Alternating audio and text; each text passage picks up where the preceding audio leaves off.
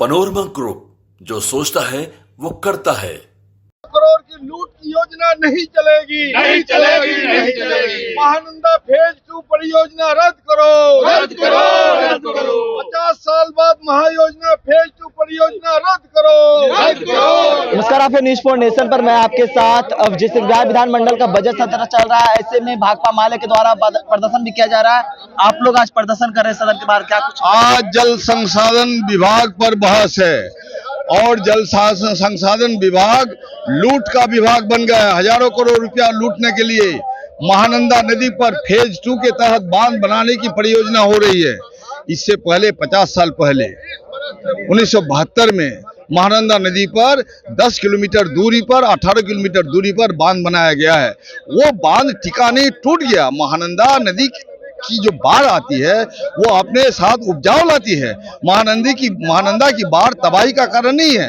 महानंदा की बाढ़ जो उर्वर का कारण है वो तो वरदान है, लेकिन उससे जो गांव कटाव होता है, कटान रोधी काम करना चाहिए। और नागर नदी के समानांतर देवनी नदी बहती है, सुधानी नदी बहती है, उसके बीचों बीच जो आप बांध बना दीजिएगा तो मध्यम किसान जो 20 बीघा 30 बीघा का जो किसान है, ये लोग उजड़ जाएंगे और बाढ़ की तबाही तब होगी।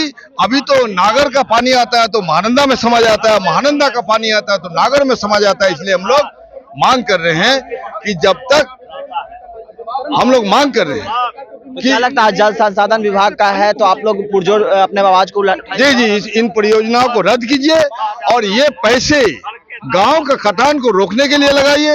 जितने गांव कटाव से पीड़ित है, प्रभावित है और नागर नदी का कटाव से पीड़ित है, उससे लगाइए।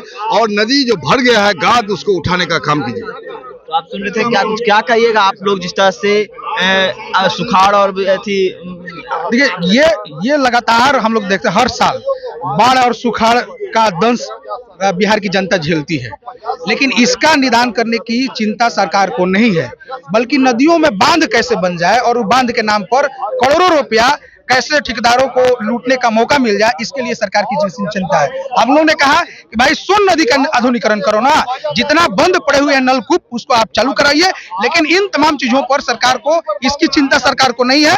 ठेकेदारों को कैसे फायदा पहुंचाया जाए, इसकी सरकार की चिंता है और यही हो रहा है, और इसीलिए हम लोग इसका विरोध कर रहे हैं। क्या लगता है सदन में उठाइएगा आवाज एकदम मजबूती के साथ ये तमाम चीजों पर ये सदन में आवाज उठेगा और सरकार को इसका जवाब देना पड़ेगा। क्या कहिएगा, आप लोग प्रदर्शन कर रहे हैं, आज जल संसाधन विभाग का सदन में बहस होना है, तो क्या लगता है आप लोग उठा पाइएगा? हाँ, हम लोग तो उठा ही रहे हैं। हम लोग तो लगातार तमाम मुद्दे जो इस राज्य के हैं उठाते हैं। किसान एक बहुत बड़ा मुद्दा है, बड़ी संख्या में किसान है। आपके इकोनॉमी में 70-75% उन्हीं का योगदान है। बावजूद इसके उनके खेतों तक पानी पहुंचे सही तरीके से, सरकार को इस पर कोई चिंता नहीं है।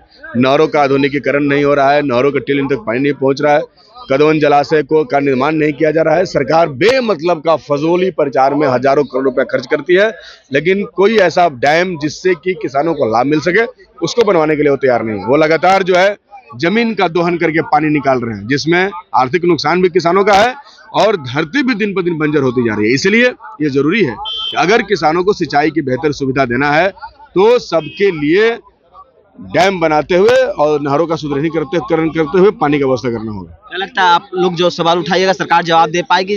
नहीं जवाब देगी तो जवाब तो बस नहीं दे पाती है सरकार, क्योंकि सरकार के पास जवाब है नहीं। वो तो झूठ पर झूठ बोलते जाते हैं। रोज आप लोग भी देखते हैं और बिहार की जनता भी दिख रही है।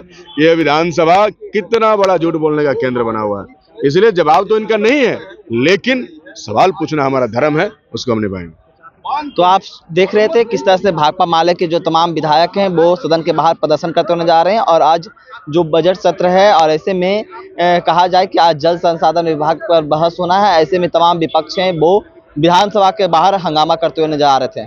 इस तमाम को मैं न्यूज़ के साथ नमस्कार।